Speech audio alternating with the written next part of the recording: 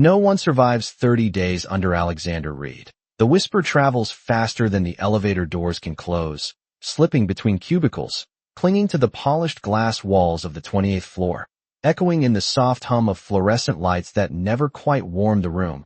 And as the camera pans across empty desks, coffee cups abandoned, chairs pushed back in quiet surrender, you begin to understand why. Because this place doesn't just test skill, it tests who you are when no one is supposed to be watching. Except someone always is, hidden behind tinted office glass, behind silent security feeds, behind a man who built his empire on one belief. Everyone breaks. You just have to wait long enough. Alexander Reed stands at the far end of the floor, tailored suit sharp, expression sharper, eyes scanning people the way others read reports, detached, precise, already predicting who will fail next. And when a young analyst fumbles over a presentation, voice trembling, he doesn't interrupt, doesn't comfort, just watches, because pressure reveals truth, and truth, to him, is always disappointing. Somewhere below, a new hire steps out of the service elevator instead of the main lobby, unnoticed, carrying nothing but a worn tote bag and a quiet kind of presence that doesn't announce itself. Maya Johnson pauses for a second, taking in the cold shine of the place. The way people move fast but never look at each other. The way conversations stop half a second too early when she walks by, and she adjusts her sleeve, not out of nerves but habit, the kind that comes from learning to exist in rooms that weren't built with you in mind. No one greets her, no orientation, just a clipboard left on a desk with her name scribbled in black ink, temporary staff, no department assigned, which in this company means one thing, disposable, and somewhere upstairs, Alexander notices the new file added to the system. Minimal credentials, no connections, a short-term contract. Perfect, because people like her don't stay, they can't. Not here, not under him. And he leans back slightly, watching her first steps through a grainy security feed, already categorizing, already expecting the outcome. The first test comes before noon, though she doesn't know it's a test, a spilled stack of reports in the hallway, papers scattered like someone's bad day made visible, employees stepping around it without slowing down. Deadlines. More important than decency. And Maya stops, kneels, gathers the pages carefully, aligning corners, smoothing creases as if the work still deserves respect even when it's on the floor, and a man in a wrinkled maintenance uniform mutters thanks without looking up, his voice tired, his hands rough, and she smiles, small, genuine, the kind that doesn't ask for anything back, then hands him the stack as if it mattered. As if he mattered. Upstairs, Alexander pauses the feed, rewinds 10 seconds, watches it again, not because it's impressive, but because it doesn't fit. Most people hesitate, calculate, decide whether helping is worth the time. She didn't, and that disrupts the pattern he trusts. By mid-afternoon, the office tightens around her, subtle but clear, conversations cutting off, tasks passed to her without explanation, someone accidentally giving her incorrect instructions just to see what happens. And she notices, of course she does. She's not naive, but she doesn't react the way they expect. No confrontation, no defensiveness, just quiet correction, steady focus. As if the noise around her is something she learned long ago not to absorb.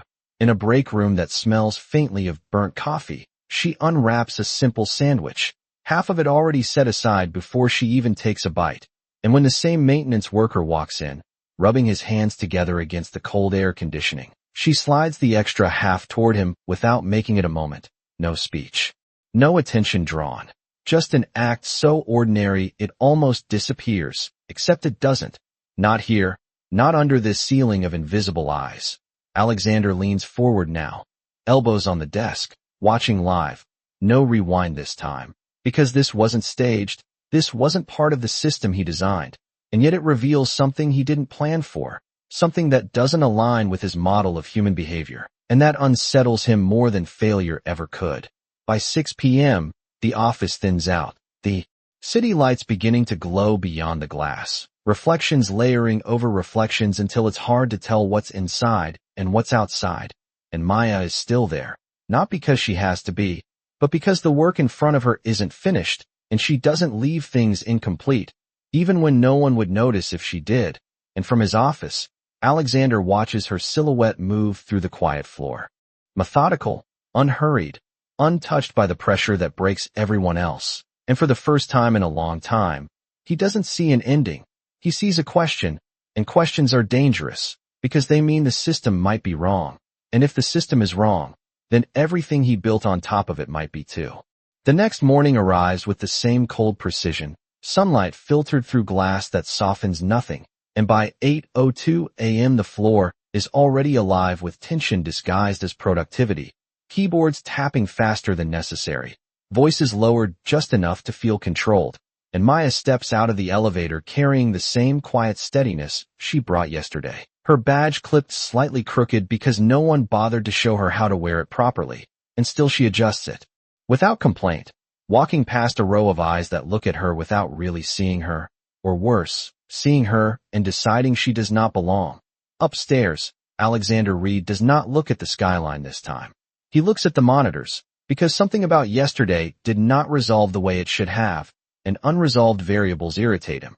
So he does what he always does when something does not fit. He increases pressure, because pressure, in his experience, always forces clarity. By 8:15 a.m., a new assignment appears on Maya's desk. No greeting, no explanation, just a stack of client reports flagged urgent with a note that reads revise and present by noon. A task that normally requires a team and at least 2 days. And across the room, two analysts exchange a quick glance, the kind that says this is intentional, this is a setup, and they wait. Because this is how it always starts, the impossible demand. The quiet observation of how long it takes before the new person cracks. Maya flips through the reports slowly, not overwhelmed, just assessing, her fingers pausing on missing data, inconsistent numbers, sections that do not align, and she exhales once, not frustration, just recognition that this is not about the work, this is about something else, and instead of pushing back, instead of asking who assigned it, she picks up a pen and starts rewriting what she can, filling gaps carefully, not rushing, because rushing leads to mistakes, and mistakes are what they are. Waiting for. At 9:40 a.m., the first interruption comes. A senior associate stops by, tone sharp but smiling, pointing out an error that was planted there intentionally, something subtle but wrong, and Maya listens, nods, thanks him, and corrects it without defending herself. And the associate lingers half a second longer than necessary, as if expecting something else, an argument, a reaction, anything that would confirm what he already believes, but it does not come, and he walks away slightly unsettled without knowing why. On the other side of the floor, a printer jams loudly, drawing irritation from a manager who snaps at the nearest employee, not noticing that the machine is old, overused, misaligned, just blaming because it is easier. And Maya looks up, hesitates for a moment, then stands, walks over, and gently adjusts the tray, clears the paper, resets the alignment, her movements calm, practiced, and when the machine hums back to life, the manager does not thank her, just takes the printed pages and leaves, but the tension in the room shifts just slightly, like something softened for a second before snapping back into place. Alexander watches all of it, not just the actions but the gaps between them. The moments where most people would react, where they would protect their pride, where they would signal that they see the game being played, but she does none of that, and it irritates him in a way he cannot immediately explain, because it suggests she is either unaware, which is unlikely, or she sees it and chooses not to engage, which makes her unpredictable, and unpredictability is the one variable he cannot control. By 11:57 a.m., 3 minutes before the deadline, Maya walks into a conference room she was never formally invited to, places the revised reports on the table, and begins presenting to a group that was not expecting her, her voice steady, not loud, not trying to impress, just clear, walking through corrections, assumptions, and recommendations as if she has always belonged there, and for a brief moment, the room listens not because they respect her, but because she is competent, and competence forces attention whether they like it or not. When she finishes, there is no applause, no acknowledgement, just a pause, and then a single question from the end of the table, sharp, testing, designed to trip her, and she answers it simply, directly, without over-explaining, without shrinking, and the silence that follows is different this time, not dismissive, but uncertain. From behind the glass wall, Alexander stands, watching her not through a screen now, but in real time, and something shifts again, not admiration, not yet, but disruption, because this was supposed to be the point where she fails, where the system proves itself right, and instead, she delivered, not perfectly, but with enough integrity to break the pattern. As the meeting ends and people file out, Maya gathers her papers quietly. No expectation, no need for recognition. And as she steps into the hallway, the same maintenance worker from yesterday struggles with a heavy supply cart.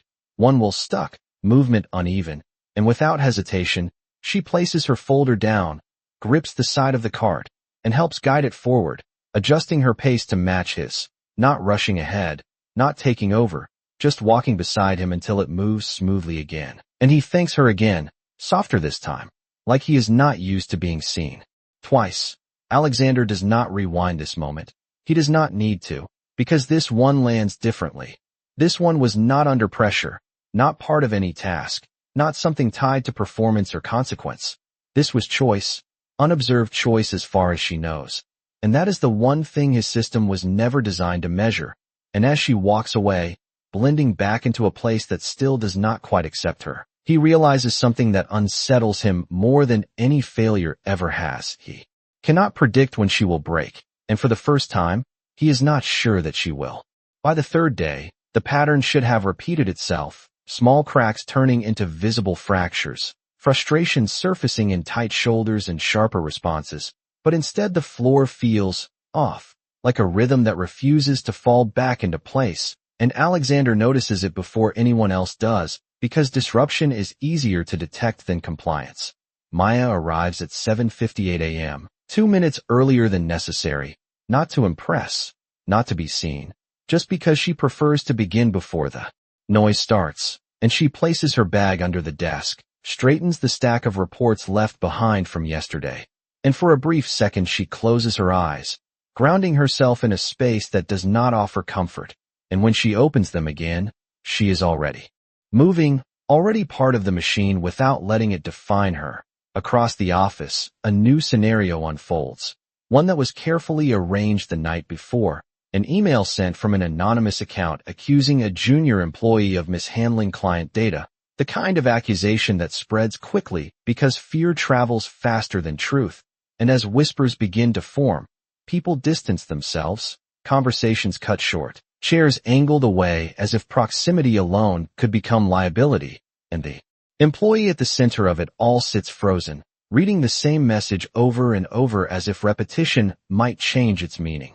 Maya notices not the email first, but the silence around it, the way no one steps closer, the way isolation settles like a second layer of air, and she walks over without asking permission, without checking whether it is her place, and sits down beside the employee, her voice low, steady, asking what actually happened instead of what is being said. And for a moment, the employee hesitates, not because of guilt, but because trust has not been offered in a long time. And then the words come out, uneven but honest, explaining a system glitch, a report submitted correctly but flagged incorrectly, something small that turned into something dangerous because no one stopped to verify it. Upstairs, Alexander watches the interaction unfold in real time, fingers resting against the edge of his desk, not intervening, because this is part of the design, pressure, accusation, observation, but what is not part of the design is her response, because she does not escalate, does not defend blindly, she investigates quietly, asking for access, checking timestamps, cross-referencing logs with a focus that is not about proving someone right or wrong, but about finding what is real, and within minutes, she identifies the discrepancy, a system error that anyone could have caught if they had cared enough to look. She stands, walks to the nearest manager, presents the findings without drama, without calling out the accusation, just the facts, clear and simple, and the manager nods quickly, relieved, eager to close the issue, and just like that, the tension dissolves, not because the system worked, but because someone chose to engage with it differently. The employee exhales, shoulders lowering for the first time since the email appeared, and looks at Maya with something close to disbelief. And she only offers a small nod, as if this was not extraordinary, as if this is how things are supposed to be. And then she returns to her desk, picking up her pen like nothing happened. Alexander rewinds the footage, not once, but twice, analyzing not just the action but the intention behind it, because intention is what reveals whether behavior is sustainable or situational, and what he sees unsettles him again. There was no calculation, no hesitation, no attempt to leverage the situation for recognition. She did not even wait to see if anyone noticed, and that breaks another assumption he has relied on for years, that people act differently when they believe they are being watched. By midday, a second test is triggered, more subtle this time. A client call scheduled under her name without prior notice, a high-pressure situation designed to expose uncertainty, and when the call connects, the client's tone is sharp, impatient, questioning details that Maya was never briefed on, and for a split second, the room stills, because this is where most people unravel. This is where the voice tightens, the words stumble, the confidence cracks. But Maya does something else entirely. She listens fully, does not interrupt, does not pretend to know what she does not. And then she says, calmly, that she will not give an answer she cannot stand behind, but she will find the correct one, and she asks for 10 minutes. The line goes quiet, then a reluctant agreement. And as she disconnects, several people glance over, waiting for panic, for urgency, for visible stress. But instead she moves with the same steady pace, gathering the necessary information, confirming details with precision, and exactly 9 minutes later, she calls back, delivering a response that is accurate, clear, and complete, not perfect, but honest, and honesty, in this place, is rare enough to feel almost disruptive. Alexander does not sit this time. He stands, pacing once across the length of his office, because what he is seeing no longer fits into a single anomaly. It is becoming a pattern, and patterns are harder to dismiss, harder to control. And as he stops in front of the glass, looking down at the floor where she moves through the day without drawing attention, without demanding space, he realizes something he has not had to confront in a long time.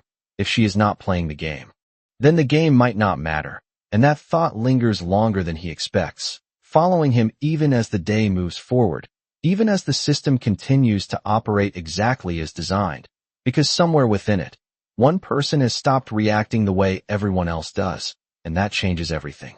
By the fourth day, something unspoken begins to ripple through the office, not loud enough to name, but strong enough to be felt in the way conversations hesitate before forming, in the way certain eyes follow Maya a second longer than necessary, not out of admiration, but confusion, because she has not reacted the way every person before her has. And that breaks a pattern people here depend on to make sense of things. Alexander notices it too, not just in her, but in the system itself, small disruptions stacking quietly. And instead of stopping, he leans further into it, because if pressure has not revealed her limits yet, then he will raise it until it does. At 9:05 a.m., a new scenario unfolds, one that was never used before, a direct conflict engineered between departments, a missing contract file blamed on Maya, an email thread altered just enough to place her name at the center of it. And within minutes, tension spreads, a senior manager approaching her desk with controlled irritation, asking for an explanation in a tone that does not expect one, and the surrounding employees shift subtly, some turning away, others watching closely, because this is where people usually break, where voices rise, where defense turns into desperation. Maya looks at the email, reads it once, then again, her expression unchanged, not dismissive, not panicked, just attentive, and when she speaks, her voice remains steady, explaining that she did not handle that file, but she will help locate it. And the manager exhales sharply, not satisfied, but unwilling to escalate without proof, leaving behind a silence that feels heavier than before. Instead of retreating, instead of letting the accusation define the moment, Maya stands, walks toward the archive system, and begins tracing the file path, not to clear her name, but to fix the problem, because to her, the issue is not the accusation, it is the missing work, and within minutes, she identifies the error, a misfiled document, placed under an incorrect client code, something small but consequential, and she brings it back without announcement, placing it on the manager's desk as if returning something that was never lost, and the manager pauses, looking at her, then at the file, then back at her, as if trying to understand why she did not argue, why she did not defend herself more aggressively, and Maya simply nods once and walks away. Upstairs, Alexander watches the entire sequence unfold without interruption, his jaw tightening slightly, not in anger, but in concentration, because this was supposed to provoke something: frustration, resentment, anything that would confirm that under enough pressure, everyone reacts the same way. But she does not. And what unsettles him more is that her response is not passive. It is intentional. She is choosing how to engage, and that makes her harder to predict. By midday, the atmosphere shifts again, this time more subtle. A group of employees gathered near the break area, voices low but pointed, discussing her presence, questioning how long she will last, suggesting she is either pretending or waiting for something. And when Maya walks in, the conversation does not stop immediately. It lingers just enough for her to hear fragments. And for a moment, the air feels tighter, heavier, as if the room itself is waiting to see how she will respond. She does not confront them, does not pretend she did not hear. She simply pours a cup of coffee, takes a sip, and asks if anyone needs help finishing the quarterly summaries that were due later that day, and the question lands. Awkwardly, not because it is inappropriate, but because it does not fit the tension they were building, and one of them hesitates, then nods slightly, and just like that, the moment dissolves into something quieter, something less defined, and that, more than anything, disrupts the pattern again. Alexander shifts his focus from the screens to the floor itself, stepping out of his office for the first time this week without announcement, walking through the space with the same controlled presence that usually causes conversations to stop completely. And as he passes by Maya's desk, he slows, not enough to draw attention, but enough to observe her directly.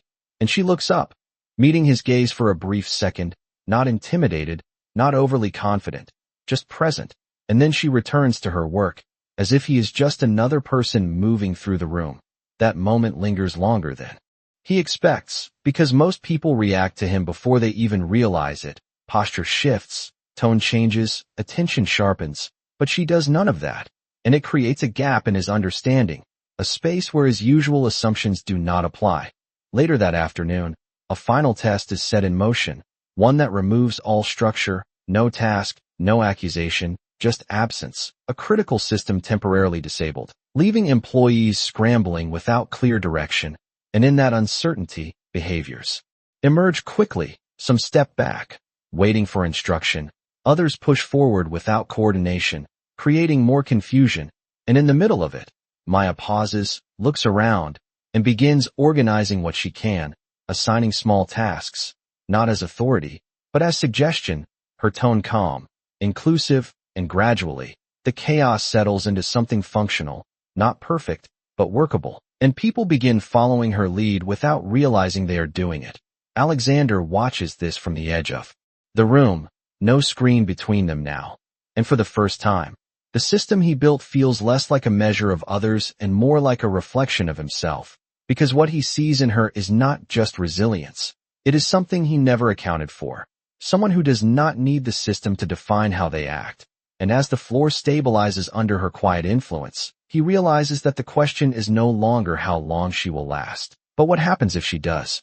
By the fifth day, the office no longer feels like a system running smoothly. It feels like something quietly shifting beneath the surface, like a structure that still stands but no longer holds the same certainty, and Alexander Reed senses it before anyone else can name it. Because control has always been his language, and now there are moments he cannot fully translate.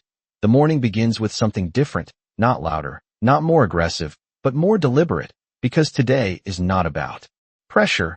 It is about observation without interference, and for the first time, he steps out of the role of distant architect and moves closer, blending into the environment in a way no one expects, trading his tailored presence for something simpler, something forgettable, a plain shirt, no jacket, no announcement, and he walks through his own company as if he does not own it, as if he is just another person passing through.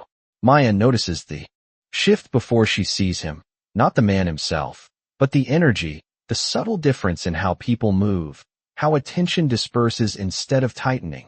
And she continues her work, organizing a set of reports left incomplete by someone who left early, filling in details not because she was asked, but because unfinished work unsettles her in a way she cannot ignore. And as she writes, she hums softly under her breath, a sound almost lost beneath the hum of machines and distant conversations. but present enough to mark that she is not absorbed by the pressure around her. Near the back of the floor, the same maintenance worker struggles again, this time with a heavier load, a stack of supply boxes that tilts slightly with every step, and before he can adjust, one box slips, papers spilling across the polished floor, and for a brief second, the moment freezes, people glance over, then look away, choosing distance over inconvenience, and Maya stands without hesitation, walking over, kneeling down to gather the scattered items, aligning them carefully, handing them back one by one, not rushing, not making it a spectacle, just restoring order in a space that rarely pauses for it. Beside her, a man in a simple shirt bends down as well, helping quietly, his movements efficient but less practiced, and for a moment, they work side by side without speaking, two people unconnected by role or expectation, just sharing a task that no one else chose to take. And when the last paper is picked up, Maya glances at him, offering a small, genuine smile, the kind that does not measure who he is before giving it, and says thank you as if he had done her the favor. Alexander does not respond immediately, not because he is unsure of what to say, but because the moment does not fit into any framework he has relied on. He is used to people recognizing him, reacting to him, adjusting themselves in his presence. But here, in this version of himself, he is just another person, and she treats him accordingly, with the same quiet respect she offers everyone else, no more, no less. And that equality unsettles him in a way authority never has. As they stand, the maintenance worker nods in appreciation, his voice softer than usual, and Maya adjusts one of the boxes before stepping back, returning to her desk without expecting acknowledgement, without checking if anyone noticed, and Alexander watches her go, not through a screen, not from a distance, but directly, and for the first time, the observation feels different, less controlled, more personal, as if he is no longer studying a subject, but encountering a variable he cannot reduce. The rest of the morning unfolds with smaller moments that carry more weight than the tests he designed. Maya helping a colleague understand a complex dataset without taking credit, adjusting a presentation slide for someone who was too overwhelmed to ask for help, offering a quiet word of encouragement to the same junior employee from the previous day, not as reassurance, but as recognition, and each action is simple, almost invisible, but together they form a pattern that does not align with anything Alexander has built his system on. By early afternoon, he returns to his office, not out of habit, but because he needs distance to process what he is seeing, and as he stands in front of the glass, looking down at the floor where everything appears normal on the surface, he realizes that the system is still functioning exactly as designed. The tests are still running, the pressure is still present, but something fundamental has shifted because one person is moving through it without being shaped by it, and that raises a question he has avoided for years. What if the system does not reveal truth, but suppresses it? At 3:17 p.m., a final moment of the day unfolds, quiet but decisive. A new employee drops a stack of files near Maya's desk, clearly overwhelmed, clearly unsure, and instead of redirecting them, instead of focusing on her own tasks, Maya pauses, looks at the files, then at the employee, and says we will figure it out together, not as instruction, not as authority, but as invitation, and the employee exhales, tension easing just enough to begin, and as they work side by side, the surrounding noise continues. The system continues, but within that small space, something else exists, something not driven by fear or performance, but by choice. Alexander watches this from above, and for the first time, the conclusion he reaches is not about her limits, but about his own, because everything he has built assumes that people will act in their own interest under pressure, that kindness is conditional, that integrity bends when tested long enough. But she is not bent, not even slightly. And as the day comes to a close, the question that remains is no longer whether she will break, but whether his understanding of people already has. By the sixth day, the silence inside Alexander Reed's office feels heavier than any noise on the floor below, not because something is wrong, but because something is changing, and change without control has always been the one thing he does not tolerate. Yet here it is, unfolding in real time, carried by a person who does not even know she is being measured. The morning begins differently, not with a new test, but with a decision. one that shifts the entire dynamic without altering a single visible rule. Because today, Alexander does not want to observe from a distance. He wants to step inside the pattern itself, not as the man everyone fears, but as someone no one notices. And so he does not enter through the executive doors, does not take the private elevator. Instead, he walks in through the same entrance as everyone else, badge unmarked, presence unannounced, becoming just another employee in a place he built to expose them. Maya is already there when he arrives, seated at her desk with a quiet focus that has become familiar, her hands moving steadily across the keyboard, her posture relaxed but attentive, and there is something almost disarming about how consistent she is, not performing, not adjusting, just existing in a way that does not depend on who is watching.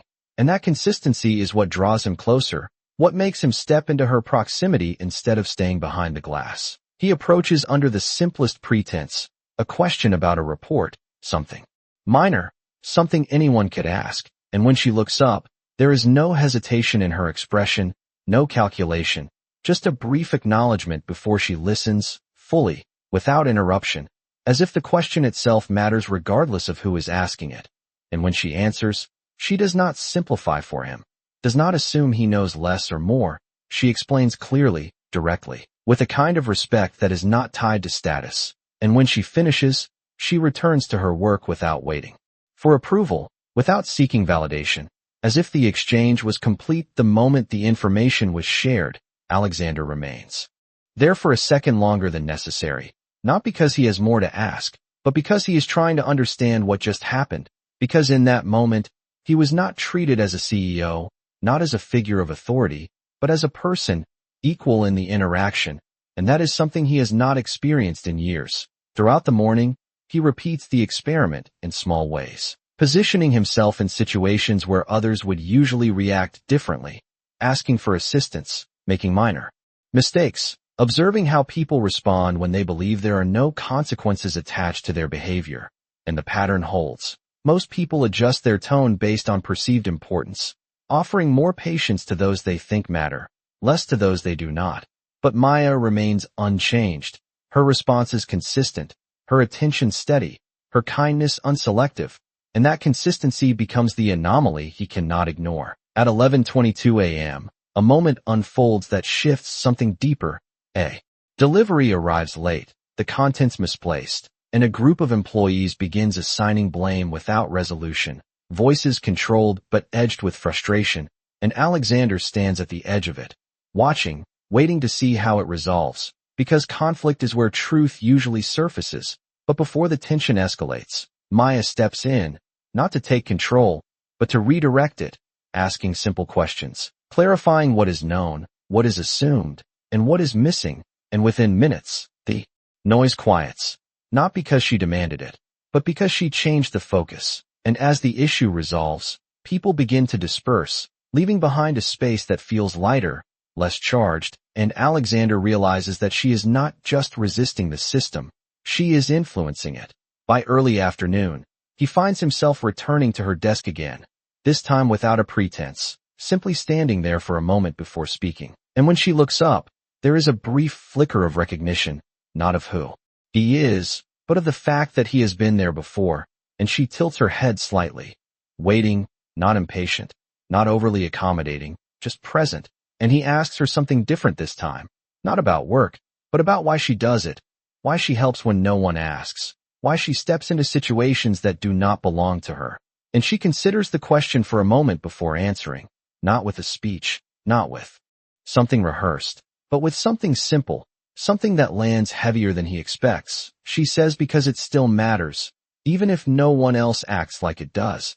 And then she returns to her work, as if the answer was obvious. That sentence follows him back to his office, echoing in a way that no data point ever has, because it challenges something foundational, something he has built his entire system around. The belief that under pressure, people reveal their true nature, and that nature is self-preserving, conditional, limited. But if she is right, if it still matters even when no one else acknowledges it, then his system is not revealing truth, it is shaping behavior, and shaping it into something less than what it could be. As the day moves toward its end, the floor continues as usual, deadlines, meetings, quiet tension, but Alexander no longer sees it the same way, because now there is a contrast, a living example of something his system does not account for, and as he watches Maya gather her things, preparing to leave without fanfare, without recognition, he realizes that for the first time, the test is no longer about her. It is about him, about whether he is willing to question the structure he has trusted for so long, or whether he will continue to defend it, even as it begins to prove itself incomplete.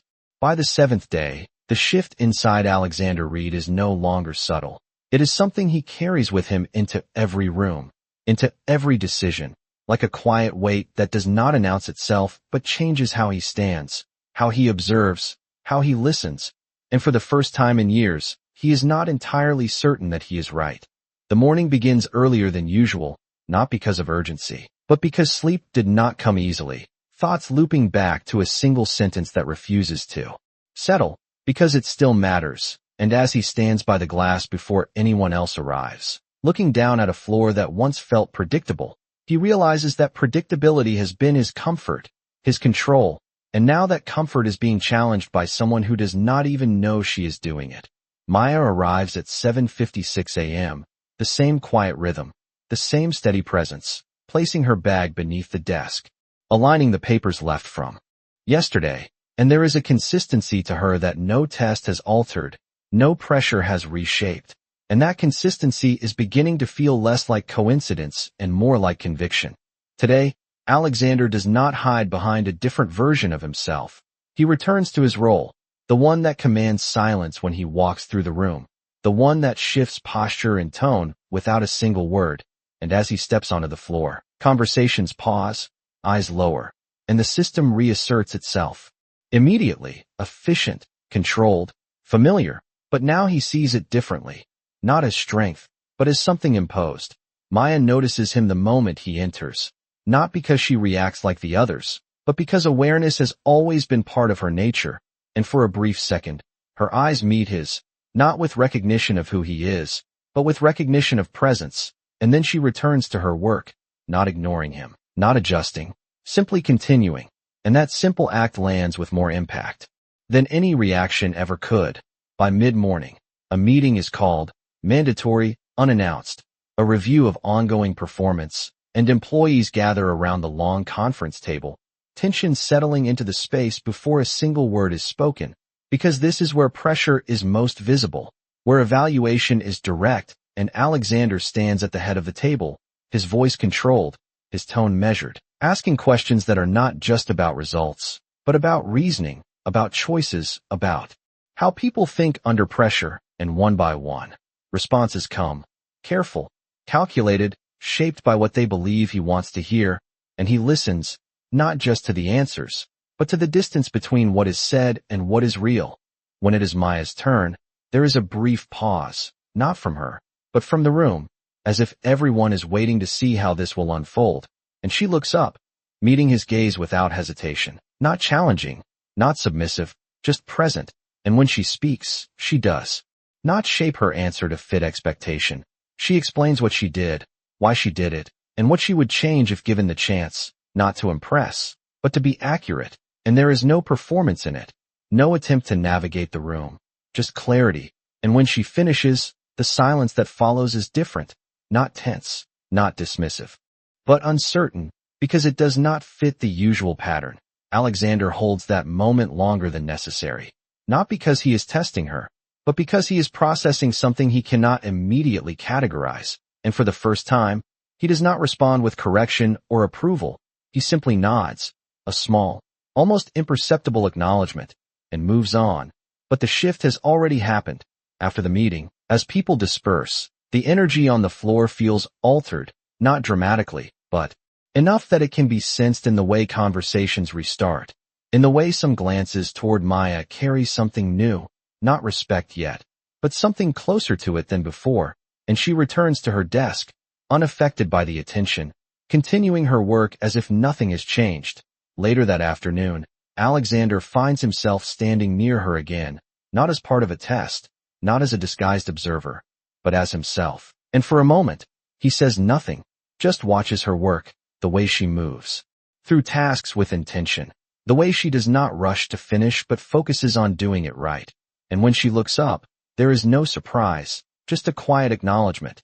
And he asks her a question that has nothing to do with performance, nothing to do with results. He asks if she ever feels the weight of the environment around her, if she notices how different this place is from what it could be, and she considers the question, her eyes steady, and answers in the same way she always does.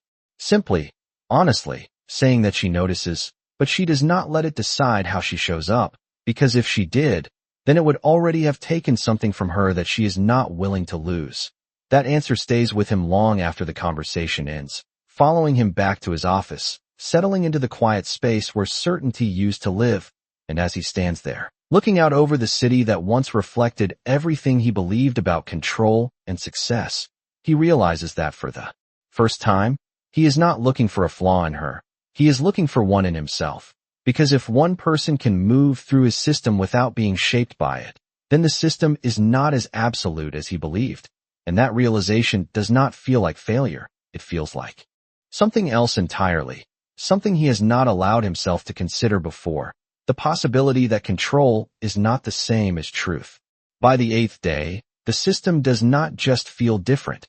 It begins to resist itself, like a structure built on certainty now forced to operate under doubt.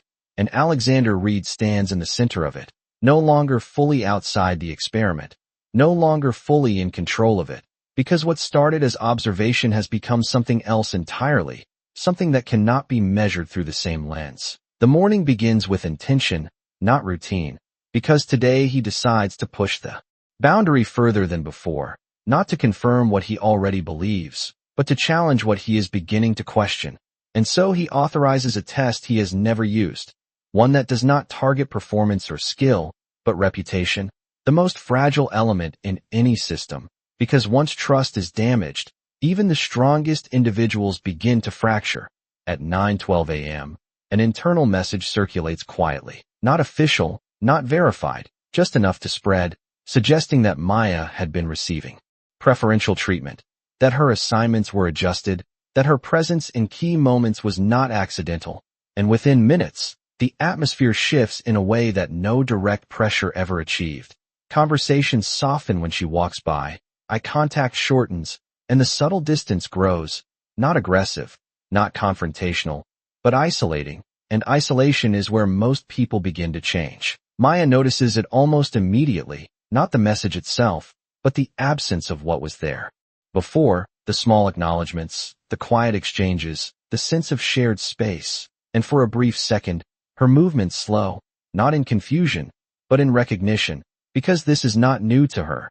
This feeling of being moved to the edge without explanation, and she inhales once, steady, grounding herself in something internal rather than external, and then continues, not ignoring it, but not allowing it to dictate her actions.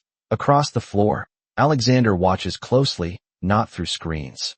This time, but from within the space itself, standing near enough to observe without being the center of attention, and he expects a shift, a change in tone, a moment where she pulls back, where she protects herself, where she stops extending the same openness that has defined her presence, because reputation pressure is different, it lingers, it reshapes how people see you, and most importantly, how you see yourself. But Maya does not retreat, not immediately, not even subtly. She continues her work, assisting where needed, responding when spoken to, and when a colleague hesitates before asking for help, clearly influenced by the rumor, she steps in anyway, offering guidance without waiting to be invited, and the colleague accepts, reluctantly at first, then more openly as the task progresses, because competence has a way of cutting through doubt when it is consistent enough. By midday, the tension reaches a quiet peak, not explosive, but dense, a group conversation halting as she approaches, a project reassigned without explanation, and for the first time, there is a visible pause in her movement, a fraction of a second where the weight of it registers, where the choice becomes real, whether to step back, to protect herself, to mirror the distance being placed around her, or to continue forward in the same way she has from the beginning. Alexander sees that moment clearly, more clearly than anything before, because this is not about skill, not about pressure, this is about identity, about how much of yourself you are willing to hold on to when the environment pushes back against it. And he leans forward slightly, as if proximity might give him a clearer answer. Maya exhales slowly, her posture steadying, and then she moves, not away, but toward the nearest point of need, a team struggling with a deadline. Their coordination off, their communication fragmented, and she steps into the space not as authority, not as someone trying to prove anything, but as someone who sees what is required and chooses to act, organizing tasks, clarifying steps, helping them regain structure. And for a moment, the rumor loses its weight, not erased, but overshadowed by something more immediate, more real. The team begins to respond, not because they have decided to trust her, but because the work demands it, and as they follow her lead, something shifts again, small but undeniable, the gap between perception and reality narrowing just enough to create doubt in the rumor itself. Alexander watches this unfold with a stillness that is no longer analytical. It is personal now, because this was the test that was supposed to break the pattern, to introduce a force strong enough to alter her behavior, and instead, it has revealed something else. Something he did not account for, that her actions are not dependent on how she is perceived, they are rooted in something internal, something that does not shift with external pressure.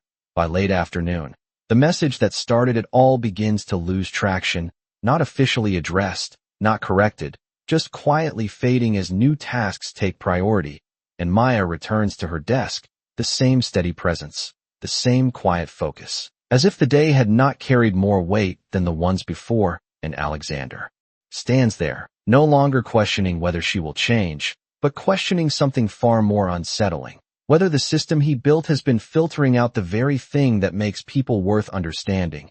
And as the office lights reflect against the glass, casting layered images of what is real and what is constructed, he realizes that for the first time, the outcome of this test is not something he can control. And that realization does not feel like loss. It feels like the beginning of something he does not yet fully understand. By the 9th day, the quiet resistance inside the system begins to take on a different shape, no longer just subtle shifts or isolated disruptions, but something that lingers in the space between actions, in the hesitation before decisions, in the way people start to question what they would normally accept without thinking. And Alexander Reed feels it most in the absence of certainty, because for the first time, the outcomes are no longer aligning with his expectations. The morning starts with irresponsibility, the way the narrative has been constructed around her involvement. And for a brief moment, there is stillness, not confusion, but recognition, because this is the kind of moment that defines more than just a day. It defines how you choose to stand when the ground shifts beneath you. And she exhales slowly, placing the document down with deliberate calm. Across the floor, Alexander watches from a distance that feels closer than before, not hidden, not disguised, but not real. A shift in how people approach their own tasks, a slight increase in attention to detail, as if one act of clarity has created space for others to follow. Maya continues her work with the same consistency, assisting where needed, offering guidance without overstepping. And when a colleague hesitates to approach her, still influenced by the lingering rumor from the previous day, she closes that distance herself, not forcing interaction, but making it easier, asking a simple question, offering a small solution, and gradually, the hesitation softens, not erased, but reduced enough to allow collaboration to exist again. Alexander remains on the floor longer than usual, not because he needs to observe, but because he cannot quite step away, as if leaving would mean losing the thread of something important. And as he watches her move through the space, unaffected by the shifting perceptions around her, he realizes that the system is no longer revealing her limits. It is revealing its own, because it cannot account for someone who does not choose between compliance and resistance, but instead operates from a place that exists outside that binary. In the late afternoon, as the light shifts through the glass walls, casting longer reflections across the desks, Maya gathers a set of reports left incomplete by another team, not assigned to her, not expected, but necessary. And as she works, the same junior employee from earlier in the week approaches, this time, without hesitation, asking for guidance. And she responds the same way she always has, steady, present, engaged, and that small moment carries more weight than any formal recognition, because it signals a change that the system did not authorize but cannot prevent. Alexander watches this final exchange with a clarity that feels different from analysis. It feels like understanding, not complete, not fully formed, but enough to shift something foundational, because what he is witnessing is not just resilience, not just integrity. It is influence without authority, change without force. And as the day comes to a close, he no longer asks whether she will break. He asks something else entirely, something that reaches beyond her and into the structure he has built. What happens to a system designed to expose weakness when it encounters something it cannot weaken? By the 10th day, the system does not just feel unstable, it feels exposed, like a structure that was never meant to be questioned, now standing under a light it cannot control.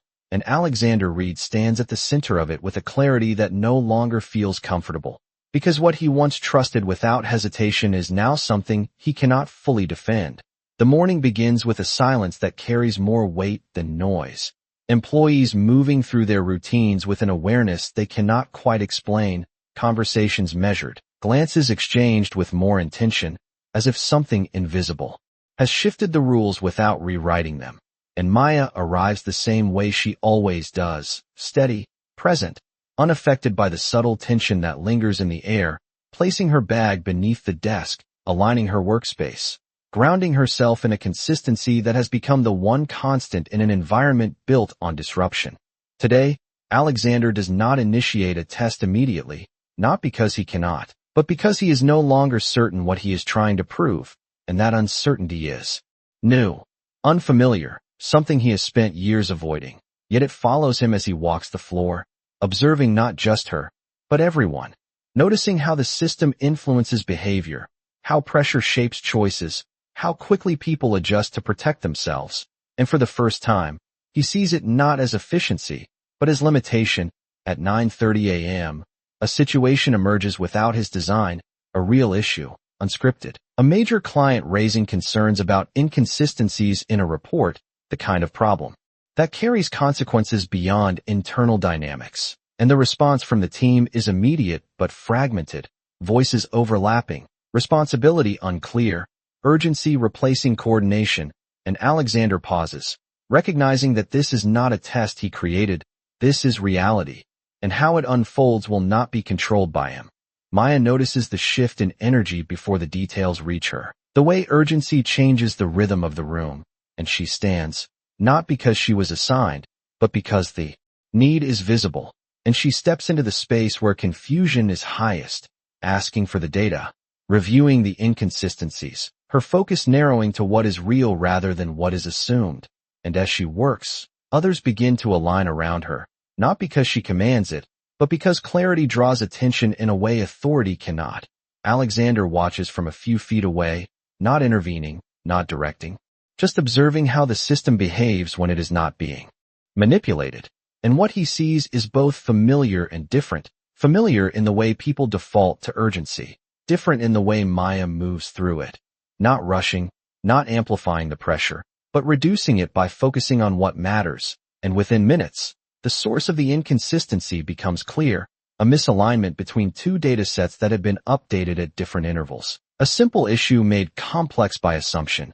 She explains it calmly, not assigning blame, not elevating herself.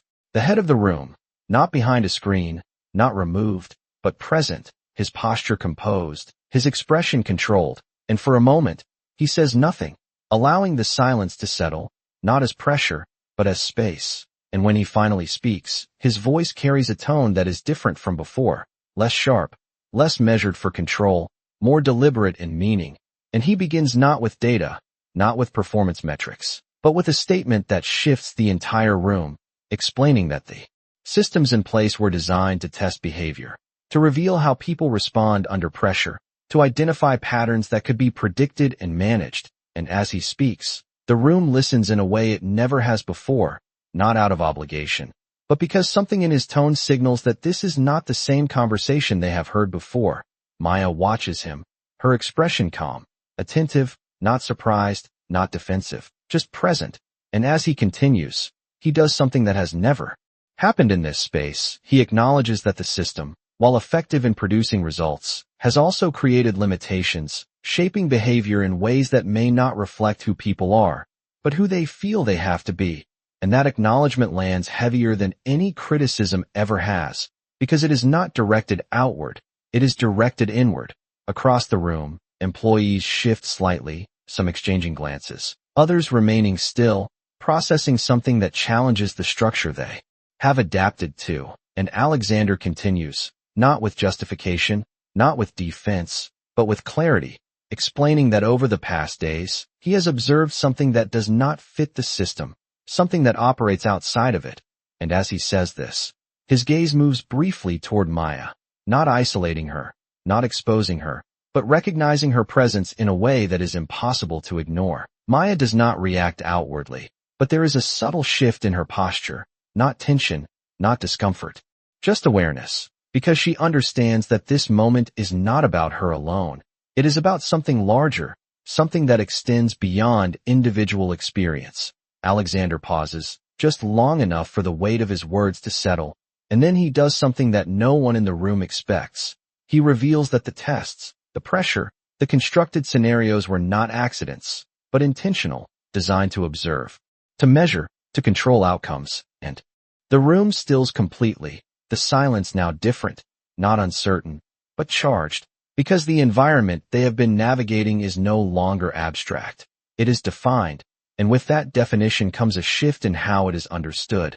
Maya listens without interruption, her expression steady, absorbing the information not as revelation, but as confirmation of something she has already sensed. And as Alexander continues, he does not position himself as separate from the system, but as its creator, acknowledging responsibility in a way that changes the dynamic entirely, because ownership transforms authority into accountability.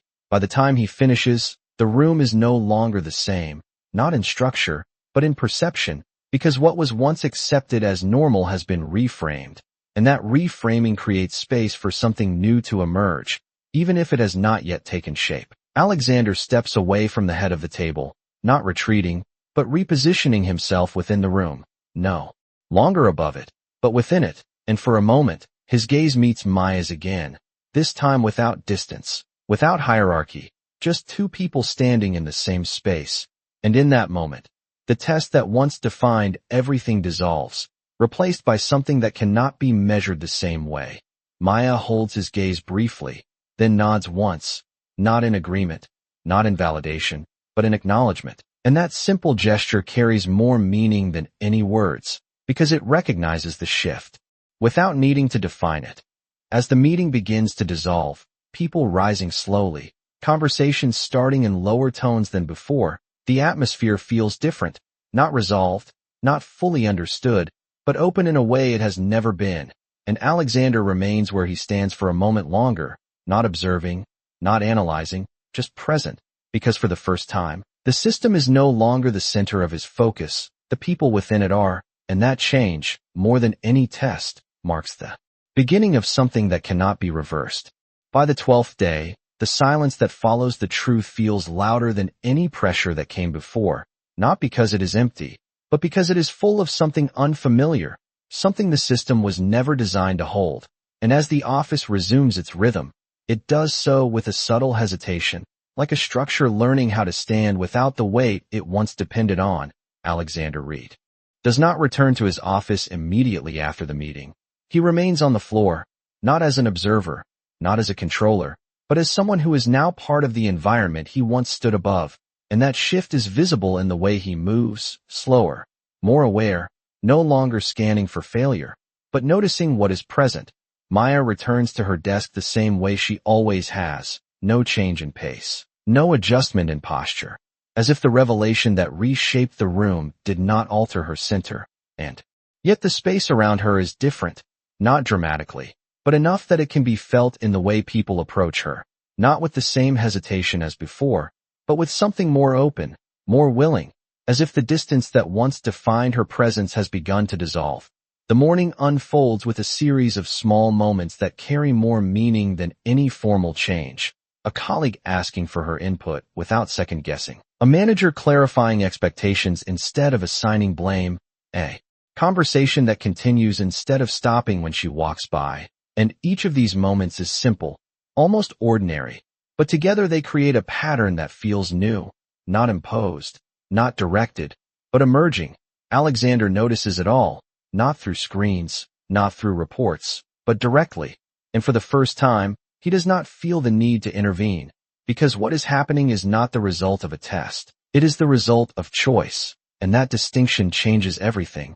By mid-morning, a situation arises that once would have triggered a familiar response, a delay in deliverables, a miscommunication between teams, the kind of issue that previously would have led to pressure, to scrutiny, to a search for accountability. But now, the response is different, not because the problem is smaller, but because the approach has shifted. People begin to ask questions before assigning blame, to clarify before reacting. And in the center of it, Maya moves with the same steady presence, not directing, not leading in any formal sense, but influencing the tone simply by how she engages. Alexander steps into the space, not to take control, but to observe how it resolves without his intervention. And what he sees confirms something he has only begun to understand, that when the environment changes, even slightly, behavior follows, not through force, but through possibility. Maya notices him standing there, not distant, not removed, but part of the moment, and for a brief second, their eyes meet, and there is no tension in it, no imbalance, just recognition of shared presence, and she returns to the task at hand, continuing to work alongside others, not for him, not for the system, but because the work itself matters. By early afternoon, Alexander makes a decision that marks a clear departure from everything that came before, not a public announcement, not a directive, but a quiet action. He disables the internal monitoring system that has been running in the background, the silent observer that captured every reaction, every hesitation, every moment of pressure. And as the screens go dark, there is no immediate reaction on the floor, no visible change, because no one was aware of its presence. But for him, the absence is significant, because it represents a choice to stop measuring people in a way that reduces them to patterns. Maya continues her work without noticing the technical shift, but the environment around her continues to evolve, not because of the system being removed, but because of what replaced it: awareness, accountability, and the space to choose differently. Later in the day, Alexander approaches her desk again, not with a question, not with an observation, but with something simpler, something more direct. He thanks her, not in a formal tone, not as a leader acknowledging an employee, but as a person, recognizing another person. And for a moment, the words seem almost unfamiliar in his own voice, as if they have not been used in this context before. Maya looks up, her expression calm, receiving the words without surprise, without dismissal, just a quiet acknowledgement.